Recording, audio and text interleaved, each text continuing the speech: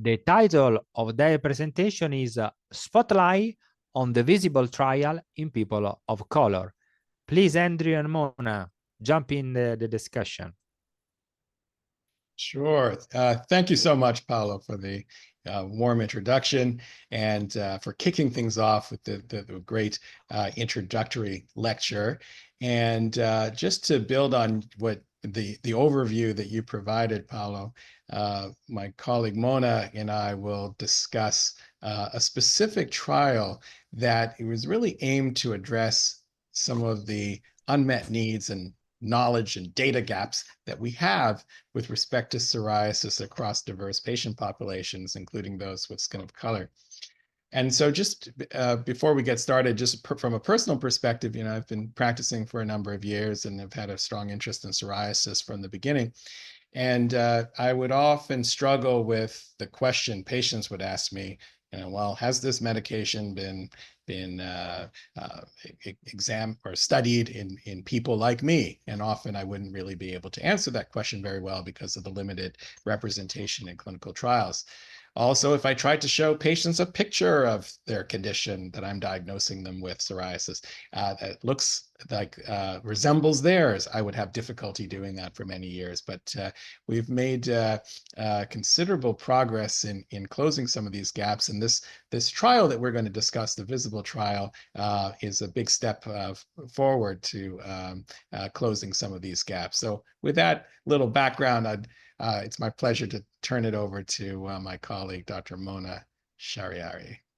Thank you so much, Andrew. So I'm looking forward to our discussion because really Visible has been a landmark study in our time. And I just feel privileged to have been in a time where we were able to study psoriasis medications in this fashion. But let's just first go through the trial design so everyone is level set. So it's a large-scale prospective study that was looking at the safety and efficacy of guselkumab across all skin tones.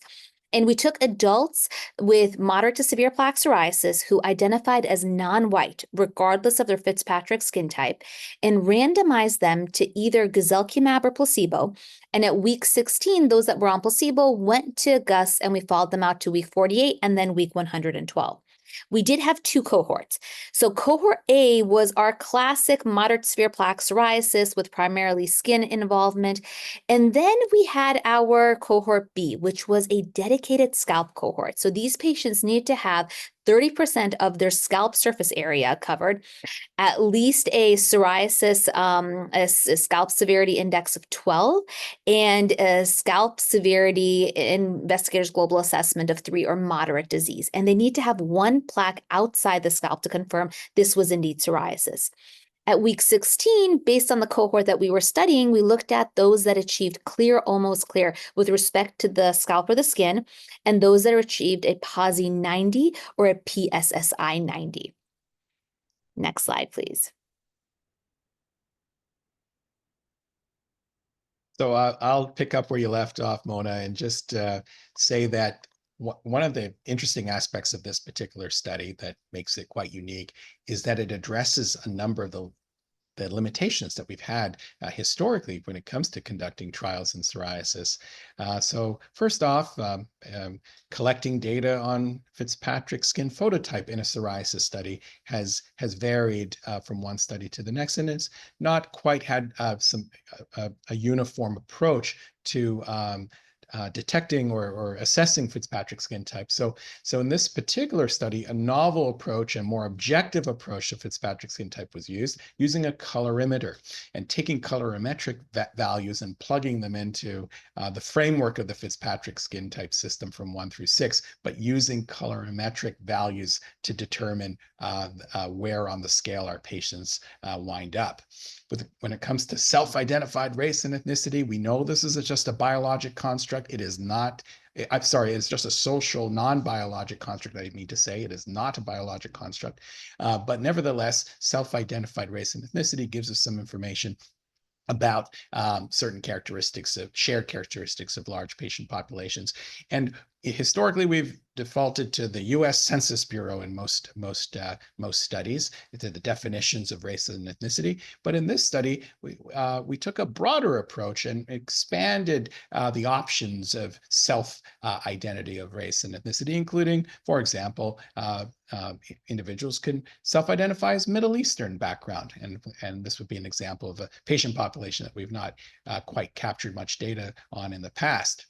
When it comes to erythema, this has been a challenge for practitioners and researchers around the world in terms of differentiating erythema from post-inflammatory hyperpigmentation, or just simply being able to accurately assess the severity of erythema in the context of richly pigmented skin. So some steps were taken to overcome that challenge, including using cross-polarized photography, having a centralized reader, expert reader, 2 readers, confirm certain assessments, using colorimetry again to measure erythema and pigmentation.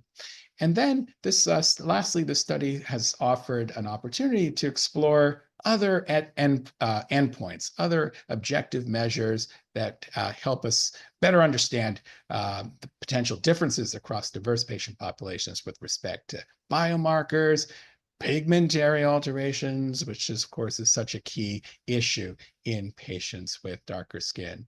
So with that, I'm going to turn it back over to Mona.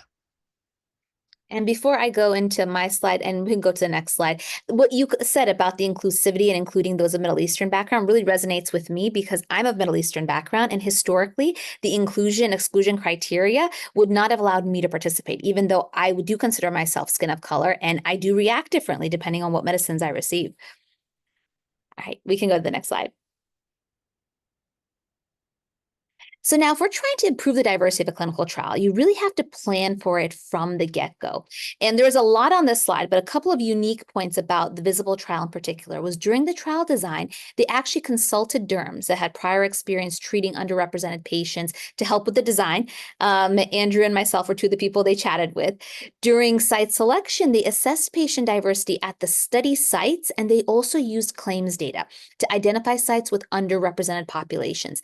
During recruitment, they offered transportation and reimbursement for the time that some of these patients would be missing from work. They created study materials in multiple languages, and they also had on-site translation services. They also utilized referral and patient networks to promote enrollment.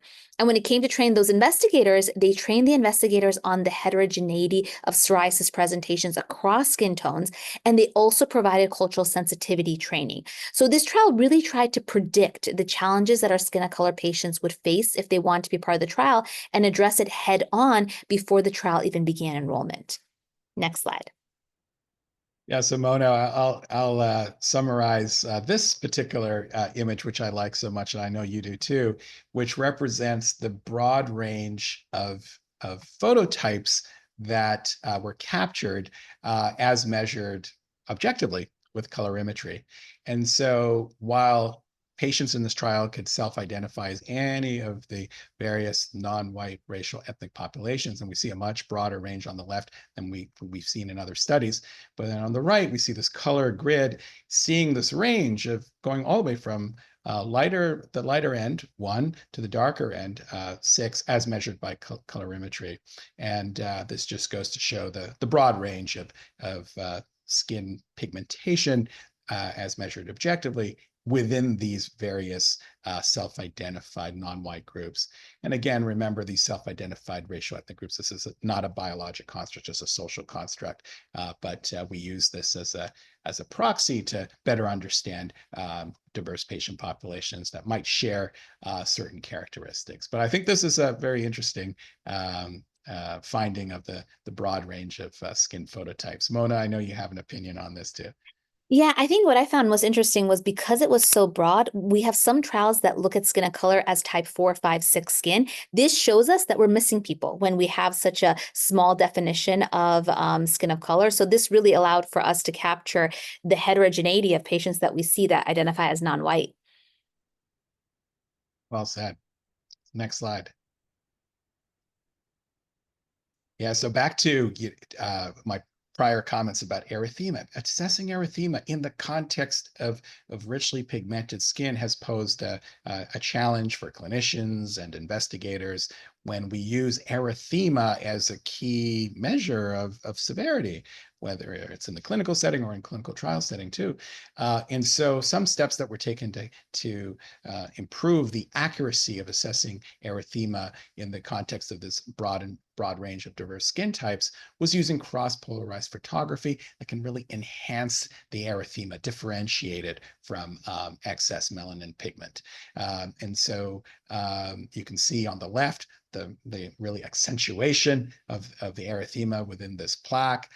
On the right, you can see how it can help to differentiate the erythema seen more in the central part of the lesion, and then sort of the periphery of that image on the far right, we're now seeing some brown pigment, which represents post-inflammatory pigment alteration. So really improving our accuracy of assessment. Mona? And I know some of our audiences may say, well, I don't have polarized photography or a colorimeter in clinic. What do I do? So what I always tell my residents is, when in doubt, take your dermatoscope out, because we do have a polarized light function on there, and you can use that to better assess erythema and pigment alteration, and you carry that around, so it's not an extra step. That's a great tip. And I will say something I love to say in this context is I like to also ensure that we calibrate our eyes to the patient's non-lesional skin first, and then go over to the lesional skin and kind of do a delta in your mind. And then you can start to really appreciate the changes in color. And that's just a simple technique as well. Next slide, please.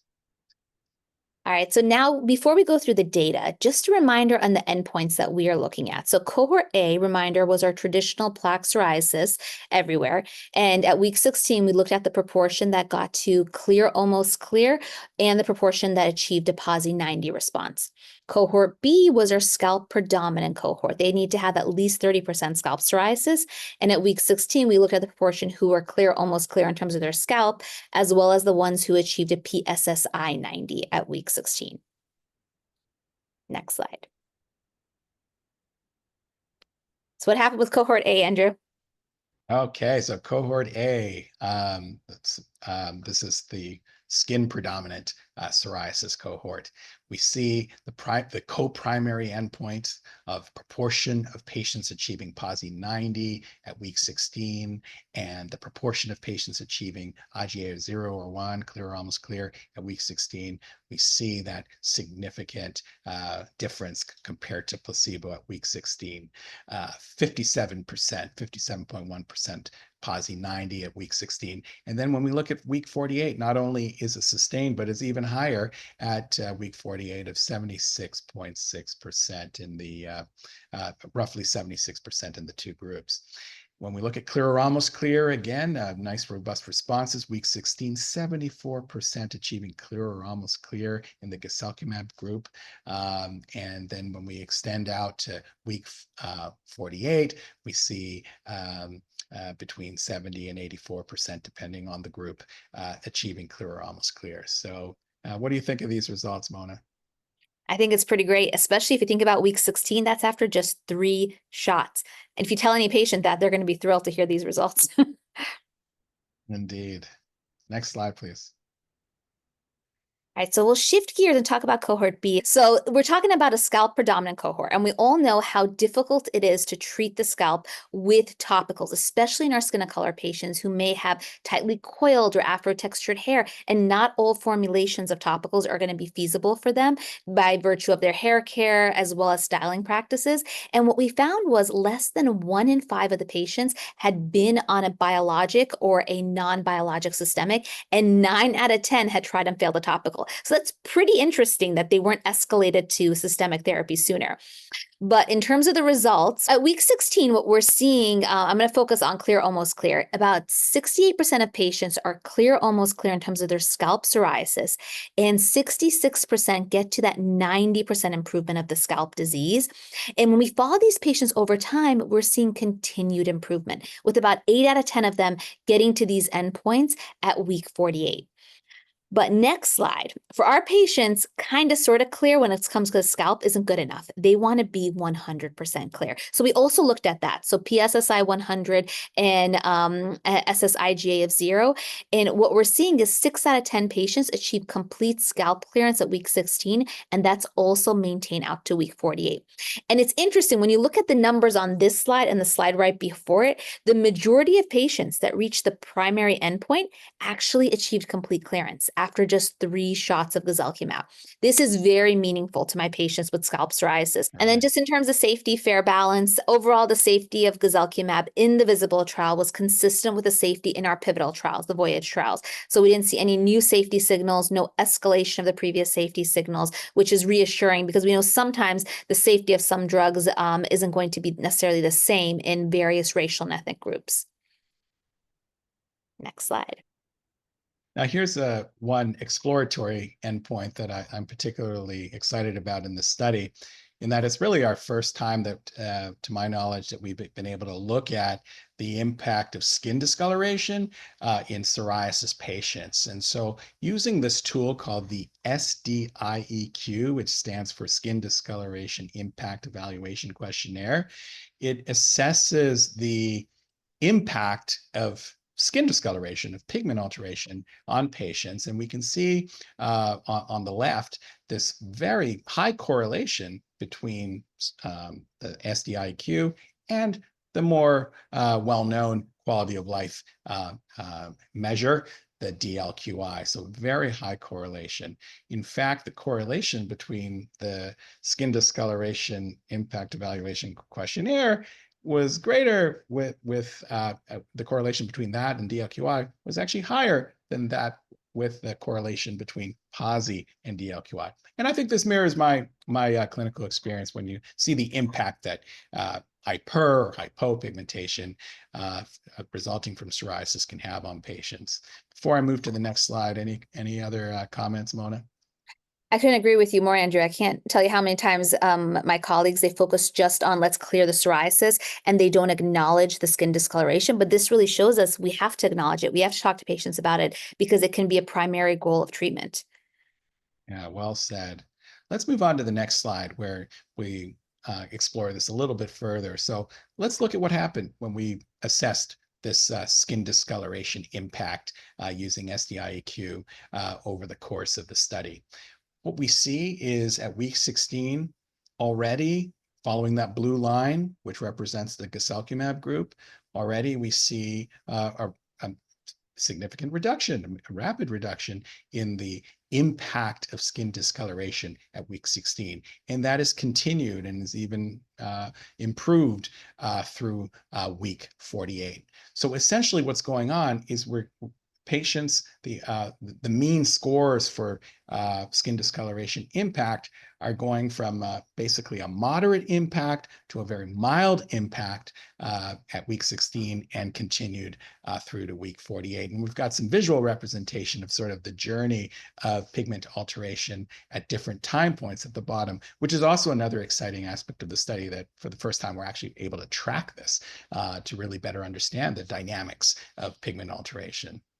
Mona? I couldn't agree more. I couldn't have said it better myself.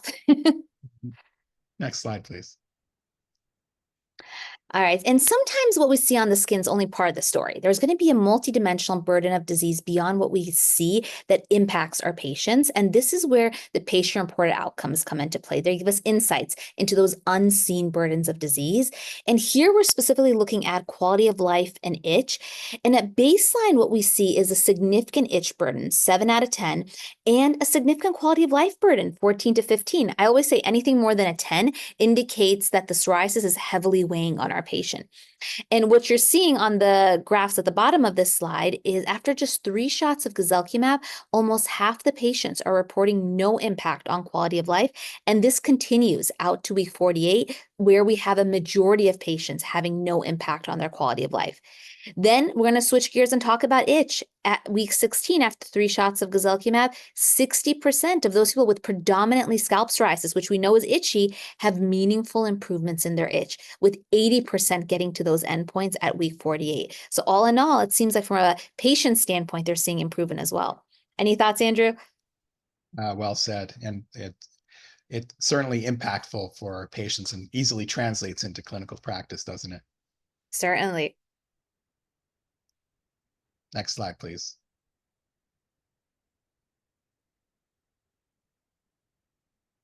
All right, so let's bring it on. So I'll kick off a little of our concluding remarks and turn it back over to Mona in a moment. But so I hope that this has been a helpful overview of the VISIBLE trial.